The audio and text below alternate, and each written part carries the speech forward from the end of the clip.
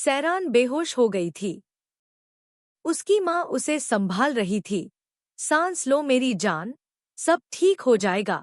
Doctor ने कहा था कि फेरित का ऑपरेशन होगा और वो बिल्कुल पहले जैसा हो जाएगा।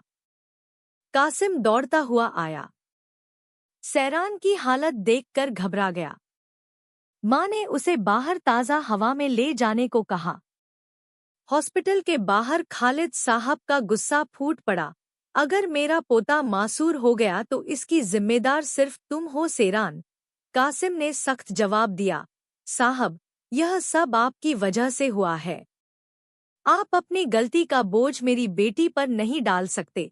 फाकत साहिबा ने खालिद साहब को शांत रहने की सलाह दी। सैरान आपा से रो रो कर बोली, अगर उसे कुछ हो गया तो मैं क्या करूंगी? मेरा दिल बंद हो जाएगा। आपा ने समझाया, डॉक्टर ने खुद कहा है कि उसकी जिंदगी खतरे से बाहर है। मजबूत बनो सैरान। वो लोग तुम्हें कसूरवार ठहराने की वजह ढूंढ रहे हैं। हवेली में लतीफ ने खबर दी कि गद्दार अभी तक पकड़ा नहीं गया। खालिद साहब ने हुक्म दिया, हर जगह, हर इलाके में जाकर तलाश करो, कोई जगह बाकी न रहे। खालिद साहब का दर्द और गुस्सा एक साथ बाहर आया। काश मैं मर जाता तो यह सब नहीं देखना पड़ता। तुम लोगों पर भरोसा किया था, इंसान समझा था, लेकिन तुम जानवरों से भी बदतर निकले। सोना और सैरान को खालिद साहब के सामने बुलाया गया। कासिम ने साफ कहा, मेरी बेटियां मेरे बगैर कहीं नहीं जाएंगी। खालिद साहब ने सैरान से पूछा, मेरे पोते को गोली कैसे लगी? बताओ मुझे। सैरान ने कांपती आवाज में बताया, वो अपनी आंटी के साथ जा रही थी।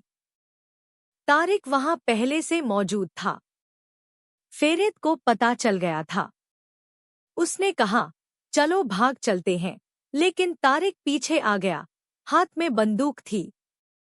फेरित ने सैरान को छोड़ने से मना कर दिया, अगर जाएंगे तो साथ जाएंगे।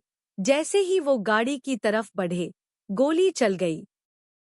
सिफत के घर से भागने के बारे में सोना ने बताया। जब हवेली में खबर पहुंची, चारों तरफ अफरा तफरी मच गई। उसने मौका देखा और वहां से भाग निकली। खालिद साहब ने पूछा, कोई मुल्क, शहर या पता? सोना ने कहा, सिफत साहब ने बस इतना कहा था कि जल्दी पैकिंग करो। अकेले में आतेजे ने खालिद साहब से कहा, सिफत आगा के साथ जो भी मसाइल हैं, उन्हें खत्म कर दीजिए। बदले की आग यहाँ खत्म नहीं होगी। यह खून ऐसे ही चलती रहेगी। तुम में और उनमें क्या फर्क रहेगा?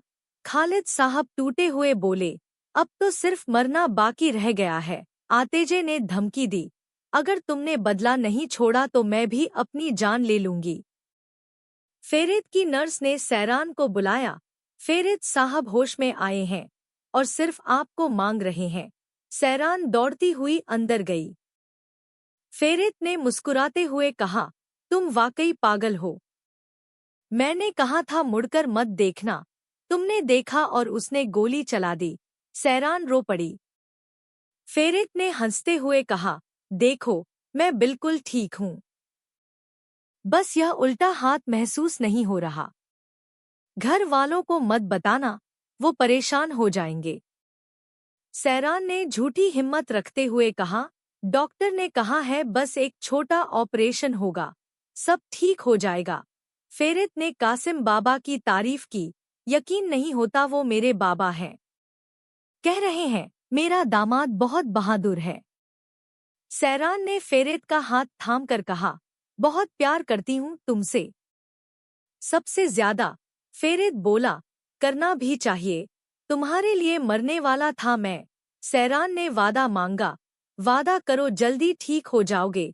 नर्स ने उसे बाहर ले जाने को कहा। बाहर आकर सैरान टूट गई, यह सब मेरी वजह से हुआ है। नर्स ने उसे संभाला, अगर आप ही हिम्मत हार देंगी तो वो क्या करेंगे? फेरित साहब बिल्कुल ठीक हो जाएंगे।